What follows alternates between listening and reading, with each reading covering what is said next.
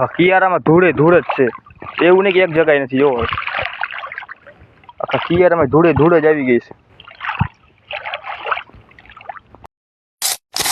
કેટલી ઝડપે પવન ફૂંકાણો છે તમે અંદાજ લગાડી લેજો. તમે જુઓ. હેલો ટુ ફેમિલી, કેમ છો બધા? મજામાં? જેમ કે મેં તમને બધાને કીધું હતું કે પાર્ટ 2 માં તમને બધાને જણાવીશ કે કેટલું નુકસાન છે. તો પાર્ટ 2 આપણો આવી ગયો છે. તો નુકસાનની વાત કરું એટલે કિયારો જોઈ લો, તમને નજીકથી બતાવી દઉં કેટલી નુકસાની છે કિયારામાં. કેમ કે રાતે ખૂબ જ ધૂળ ઉડી હતી, આખા કિયારામાં ધૂળ ઉડી ગઈ છે.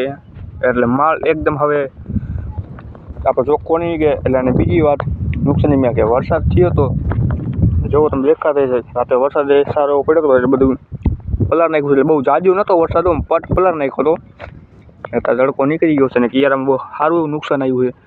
ને એક અમારો ડાગરો પડી ગયો તો તમને બતાવું.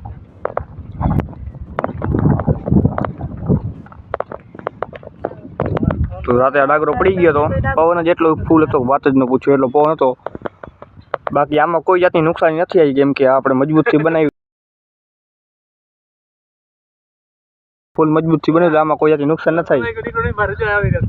બાકી આપણે કિયારામાં બહુ જાજી નુકસાની આવી છે, તમને આગળ બતાવું. બાકી વરસાદ સારો પડી ગયો છે, પટ તમે જોતો લીલો છે હજી.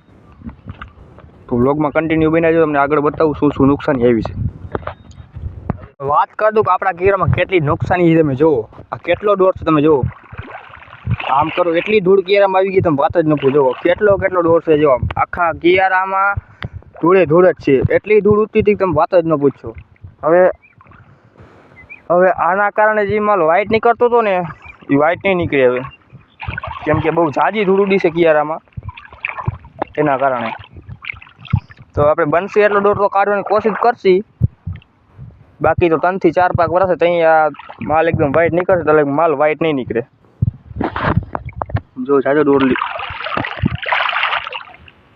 છે ને, રગડો આખો કિયારો તમે જુઓ. હા, કિયારામાં ધૂળે ધૂળ જ છે, એવું નહીં કે એક જગ્યાએ નથી. જોવો આખા કિયારામાં ધૂળે ધૂળ જ આવી ગઈ છે. તો આટલું નુકસાન છે. અને તમારે કેટલું નુકસાન છે કિયારા અંદર કે કોઈ પણ જગાએ? અને તમારે વરસાદ તો બહુ જાજો એવો નહોતો અમારે અહીંયા, બાકી ધૂળ બહુ ઉડી હતી. અને તમારે અહીંયા કેટલું નુકસાન છે ને કોમેન્ટ કરી નાખજો. સર આપણે જઈ રહ્યા છીએ ફુવાના કારખાનામાં જોવા કે ફુવાના કારખાનામાં કેટલી નુકસાની આવી છે. આપણા કારખાનામાં નુકસાની એવી જ છે કે કિયારામાં ફૂલ ધૂળ આવી ગઈ છે. જુઓ તમે દેખાતો હોય છે કેટલો થર છે. બાકી તમને લાગી જશે કિયારાનું, એમાં દેખાઈ જશે તમને કેટલી ધૂળ છે. તો આપણે અત્યારે ફુવાના કારખાનામાં અહીંયા તમને બતાવું કે અહીંયા કેટલી નુકસાન છે. બાકી વરસાદ તો સારો પડ્યો છે, બહુ એલો જાજો નથી પડ્યો કે કિયારા આમ ધોવાઈ જાય.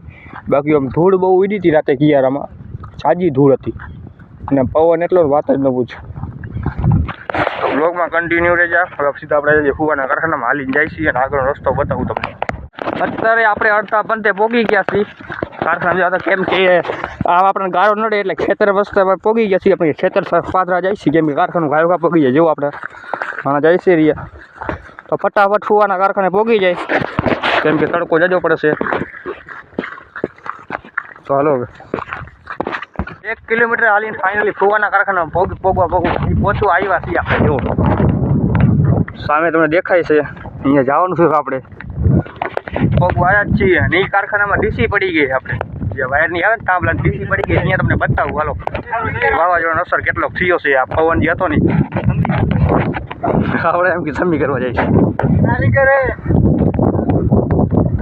ફાઇનલી પહોંચી ગયા ફુવાના કારખાનામાં. તમને દેખાડું કેટલું નુકસાન છે. જો આખો થાંભલો પડી ગયો. વિચાર કરો કેટલો પવન છે રાતે, કે આખી ફુવાની આજ ડીસી આવે ને આગળ એમ લાઇટ આવે, આખી ઈ જ પડી ગઈ છે. ના ફુવાનું કારખાનું છે, તમે જુઓ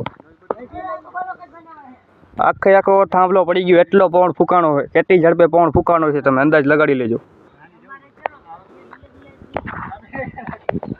તમે જુઓ આખો અહીંથી જ ભાંગી ગયો છે.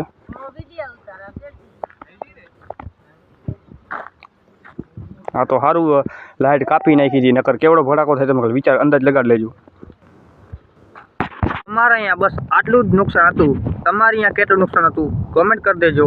અને તમારે અહીંયા કેટલોક વરસાદ પડ્યો અને કેવી કિયારામાં ધૂળ ઉડી કોમેન્ટ કરી નાખજો. તો ફરી મળશું સવારે એક નવા વ્લોગ સાથે, એક નવા અંદાજમાં.